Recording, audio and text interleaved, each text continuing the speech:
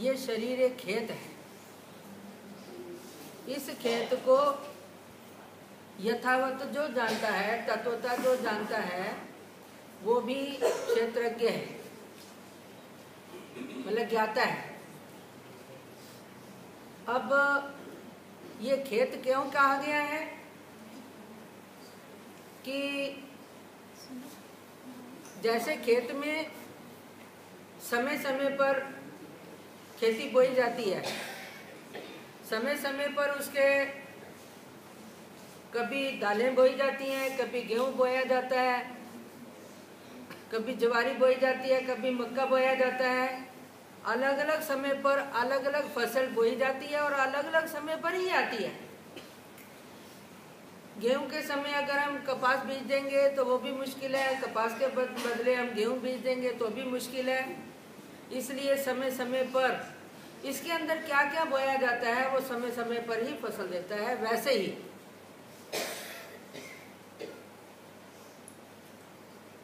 अगर हम इस शरीर को खेत समझते हैं तो हमें समय समय के अनुसार अपना शारीरिक स्वभाव पालन करते हुए साथ साथ कुछ बोना भी है।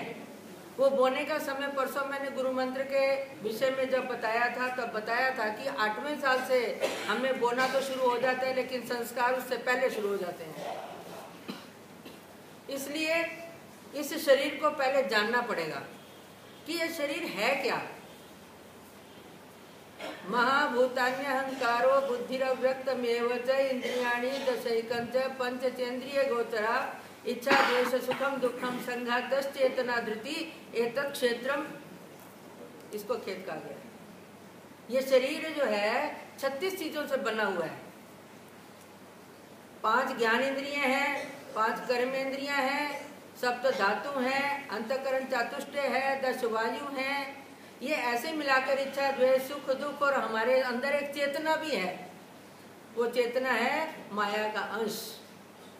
ये सब कुछ होते हुए भी अगर हमारी जीवात्मा इस शरीर के अंदर नहीं है तो ये मिट्टी का ढेला ही है। करते धरते हम ही हैं, मतलब आत्मा। शरीर के माध्यम से शरीर चलता है, आत्मा के माध्यम से परस्पर एक दूसरे का इतना जबरदस्त संबंध है कि वो अगर अंत के समय जीवात्मा जब इसमें से निकलती है तब कितना दर्द होता है। वो हमारे भगवान श्री चक्रधर जी भी कहते हैं कि मरते वक्त क्या होता है वो मरने वाला ही जानता है, क्योंकि वो दोबारा आकर बताने वाला नहीं होता। वो आत्मा शरीर से निकलना नहीं चाहती, शरीर आत्मा को छोड़ना नहीं चाहता। इतना आपस में इनको ममत्व हो जाता है। लेकिन अंत काले जो स्मरण करता हुआ इस कलेवर से अलग होता है उसको ये आत्मा और शरीर के विभाग की दर्द नहीं होती। परीक्षित को एक श्राप मिला था धन बल यौवन के रूप में, और गर्भ में उसने किसी ऋषि के ऊपर मरा हुआ सांप डालने के कारण उसके पुत्र ने उसको श्राप दिया था। अब उसको श्राप तो लग गया कि तुझे भी सांप काट के ही मौत आएगी, लेकिन और आज से 7वें दिन आएगी।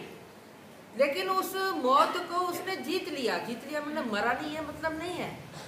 मरते वक्त उसको जो दर्द होनी थी वो दर्द नहीं हुई, क्योंकि वो उसके 7 दिन उसने भगवान श्री कृष्ण की लीलाएं सुनते हुए अपने प्राण त्याग किए। वो मरना न मरने बराबर है। इसलिए ये शरीर जो है 36 विभाग से बना हुआ, लेकिन 5 भूत और 3 गुण ये भी इसके साथ प्रधानता में है। भूमि आकाश पृथ्वी जल पानी इत्यादि, ये अग्नि, ये और रज सत्व और तम, ये 8 चीजें भी इसके साथ लगी हुई हैं। लेकिन ये शरीर, कुछ लोग कहते हैं मनुष्य जन्म दोबारा नहीं होता। इसको गीता प्रमाण है। प्राप्य पुण्य कृता लोका नुषित्वा शाश्वती समा शुचि नाम श्रीमताम गेहे योग भ्रष्टो विजायते अथवा योगी नाम एवं कुले भवती धीमता एतदि दुर्लभतरम जन्म लोके युधि दृशम। भगवान कहते हैं मेरे भक्त भक्ति करते हुए अगर उनका देहांत हो जाता है, आप भक्त और ये साधु भी भक्त हैं, इनको आप में बड़ा फर्क है। आपको अभी सिर्फ सरनेम मिला है भक्त, अभी आप कुछ विभक्त भी हैं। जो ईश्वर का ज्ञानी हो जाता है, संसार का त्याग कर देता है, उसके साथ जुड़ जाता है, असल में वो भक्त है। उस भक्त का अगर प्राप्ति के बीच में कुछ अड़चन आ गई है, उसकी भक्ति थोड़ी कम ही पड़ती है, तो भगवान उसको शाश्वती समान सुख भोगने के बाद किसी पवित्र विचार वालों भक्तों के घर में उसको जन्म देते हैं, या जो योगी पुरुषों जैसे, साधु संतों जैसे विचारों वाले, जो चाहे गरीब ही हो लेकिन उनके घर में जन्म देते हैं। इसका मतलब क्या है कि पुनर्जन्म तो होता है, लेकिन सबका नहीं होता, सबका नहीं होता, क्योंकि सबको होने के बीच में हमारे 8वें साल से लेकर अगर हम 70 साल तक जिए हैं, तो उसमें 8 माइनस कर दो, कम कर दो, तो 62 साल तक हमने जो भी क्रम से पाप पुण्य जोड़ा होगा, उसी क्रम से ही हमें भोगना पड़ता है। उसमें आकर अगर हमने मनुष्य जन्म जोड़ा है, तो मनुष्य जन्म जोड़ने का भी कारण क्या है, ये तो अभी आप लोगों को शायद मालूम भी नहीं होगा, लेकिन चौथा अध्याय अगर किसी ने पढ़ा होगा तो भगवान उसमें क्या कहते हैं, अन्नाद् भवन्ति भूतानि। अन्नदान करने से, पुण्य समझकर जो अन्य लोग अन्नदान करते हैं, उससे भूत प्राणी मात्रों का जन्म होता है। हम भूत हैं, भूत मतलब होना। जीवात्मा कोई औरत नहीं है, जीवात्मा कोई पुरुष नहीं है, जीवात्मा कोई कुत्ता बिल्ली नहीं है, जीवात्मा गधा या बैल गाय नहीं है। जीवात्मा जीवात्मा है, अलग है। ये कर्मों के अनुसार उसको अलग अलग जन्मों में जाना पड़ता है। तो वो खुद को एक औरत हूँ, मैं आदमी हूँ, मैं राजा हूँ, मैं गधा हूँ, मैं कुत्ता हूँ, जो भी है अपने आप में वो अहम में आ जाता है और खुद को कुछ भी समझ लेता है, वरना जीवात्मा को कोई नाम रूप नहीं है। इसलिए ये जन्म हमें मिलता कैसे है। अभी कल एक मैंने लीला सुनाई थी, भगवान ने उद्धव अर्जुन जी का अभिमान लिया और बाकी यादवों के लिए क्या बोला कि कोई वर से और कोई श्राप से पैदा हुए हैं। अर्थात हमें मनुष्य जन्म वर से भी मिलता है, श्राप से भी मिलता है।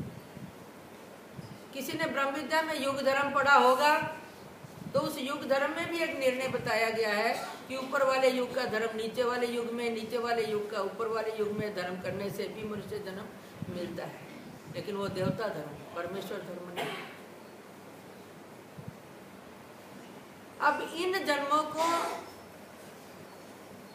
अन्न से भूत प्राणी मात्र बने, भूत प्राणी मात्र अन्नदान करते हैं, या बरसात नहीं होती तो अन्न, बरसात से अन्न पैदा होता है, अन्न से भूत प्राणी मात्र पैदा होते हैं, और फिर वो यज्ञ करते हैं तो फिर बरसात होती रहती है। ये सिलसिला चलता रहता है। जैसे भगवान ने एक सुंदर दृष्टांत सुनाया है। पहले लोगों ने कभी कुएं के ऊपर रहट देखे होंगे, अभी भी महाराष्ट्र में कहीं कहीं जगह पर दिखते हैं। एक चक्री सी लगी होती है ऊपर, और उसके साथ पीपे या घड़ियां बांधी, मटकियां बांधी होती हैं, पित्तल की या लोहे की या ये तांबे की, और नीचे जाती हैं कुएं में, भर के ऊपर आती हैं, पानी गिरा देती हैं, नीचे जाती हैं, भर के आती हैं, गिरा देती हैं, ऐसा वो सिलसिला चलता रहता है। वैसे ही हम मनुष्य जन्म में आने के बाद 4 प्रकार के कर्म फल जोड़ लेते हैं। मनुष्य से ऊपर स्वर्ग तक की देवताओं के फल को स्वर्ग कहा गया। मनुष्य से ऊपर स्वर्ग तक की देवताओं को स्वर्ग कहा गया। उससे ऊपर चैतन्य माया तक की देवता को मोक्ष कहा गया है, और मनुष्य को कर्म भूमि कहा गया है, कर्म भूमि। और मनुष्य से नीचे जो हैं उनको नरक कहा गया है। अब मनुष्य से नीचे मतलब घास फूस कीड़ा मुंगी से लेकर तो पीपल के पेड़ तक। लेकिन अंधे, लूले लंगड़े, बहरे या पागल झल्ले जिसको कहते हैं, वो उनको मनुष्य नहीं कहा गया। ब्रह्म विद्या के उदाहरण प्रकरण में 12वें वचन में भगवान ने मनुष्य की उपमा बताया, वर्णन बताया है कि हम अपना ज्ञान देते किसमें हैं? सिर्फ मनुष्य को देते हैं, मनुष्य को।